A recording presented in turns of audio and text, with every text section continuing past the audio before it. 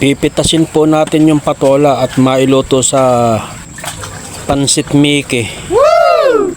Hindi po natin pinapagulang para mas masarap.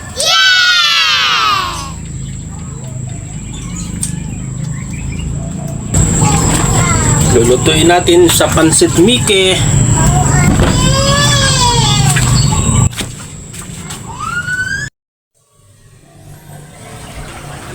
Ayan po, nahiwa na po natin. Hindi na po natin pinakita yung pagtatalop. Merong konting repolyo. At ito naman po, tokwa, pipirituhin. Ito po ang pansit Mickey. Iba po ang mami kaysa po dito sa Mickey. Isasahog po natin ang natirang lechon kawali kahapon. Wow! I-prepare na po natin ang pagluluto.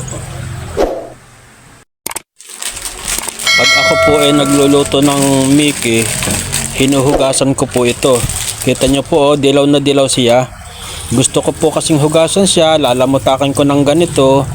Hugasan siya ng mabuti. Matanggal ang iba niyang kulay, mabawasan ang kanyang kulay at mababawasan din po yung kanyang alat. Pagkatapos po nito sasalain ko at huhugasan ko. 2 beses ko po itong huhugasan. Sasalain po natin. Kita nyo po yung kanyang katas, dilaw na dilaw. Masyado pong maalat yan pagka po hindi huhugasan. Ewan ko po ang iba kung naghuhugas ng Mickey pag nagluluto, pero ako po talaga hinuhugasan ko at 2 beses ko po itong hinuhugasan. Babanlawat ko pa po ito. Tayo po ay magtatagtad na ng bawang. Mas masarap po ito pagka maraming bawang, tapos medyo papupulahin ng konti yung bawang. Kung meron po kayong garlic powder, pwede nyo pong budburan kapag ka po kakain na. Susunod na natin ang sibuyas at pagkatapos nito, time to gisa na o pagpiprito muna ng tokwa ang una.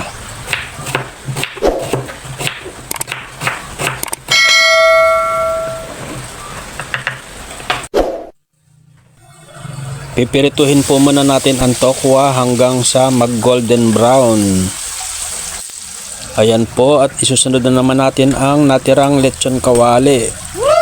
Yung pong mga leftover na ganyan, talaga pong naisasahog. Pagka po tayo nagluluto ng gulay o pansit, naisasahog po ang mga natitirang karne. Basta po ilalagay lang sa ref. Nice! Pag po yan ay napirito, iba na rin po ang lasa niyan. Isunod na natin ang bawang. Maluluto na po, magigisa na po ang bawang na yan habang nag-golden brown. Uy! Uy! Uy!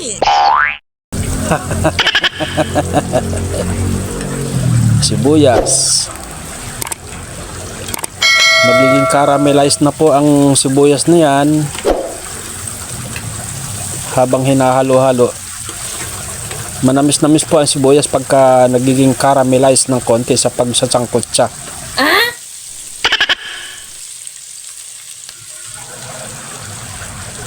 Tapos po naglalagay po ako ng patis.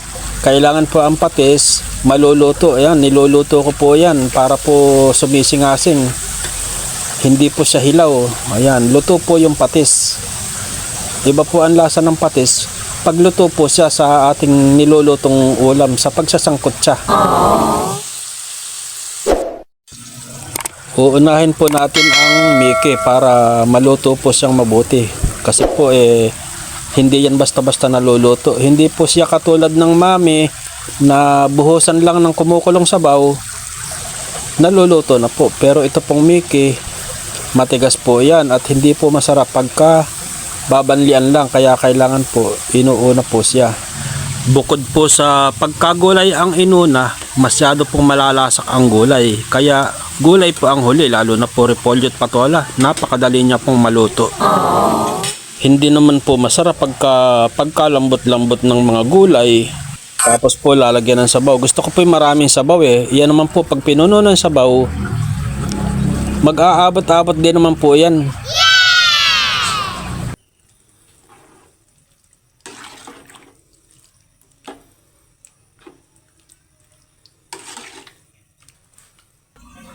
Maglalagay po tayo ng 2 pork cubes para mas malasa po ang sabaw. Yung kahit wala na siyang asin, okay lang. Kulong-kulo na. Saka po natin ilalagay itong patola. Lutang lang po yan kasi puro sabaw po ang nasa ilalim. Lutang po kasi yung miki. Kaya pag inilagay po natin yung gulay, uupo lang po yan pag naluto na. Pagkatapos po isusunod natin itong repolyo, uupo naman po yan. Dahil ang ilalim niyan puro sabaw.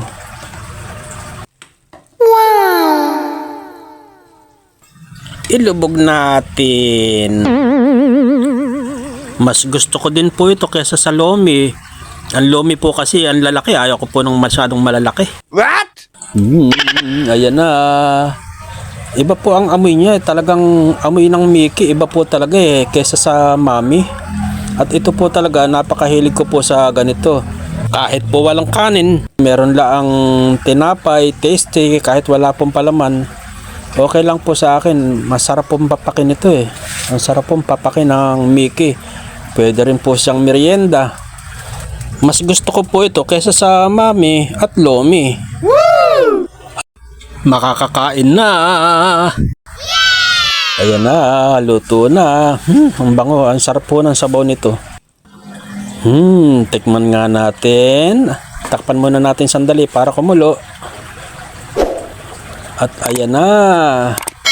Lutong-luto na po. Ang sabi ng iba, sila daw ang nagtanim, ang nagbayo, at nagsaing. Subalit nung maluto, iba daw po ang kumain. Aba, sa pagkakataon po na ito, hindi po ako magpapauna sa kanila. Hindi po pwedeng sila ang unang kakain, samantalang ako ang nagtanim, ang nagbayo at nagsaing. Hindi ko muna sila tatawagin. Ako po ang unang kakain. Ito na. Ito na. Umaamoy po talaga. Ang sarap. Kain na po tayo.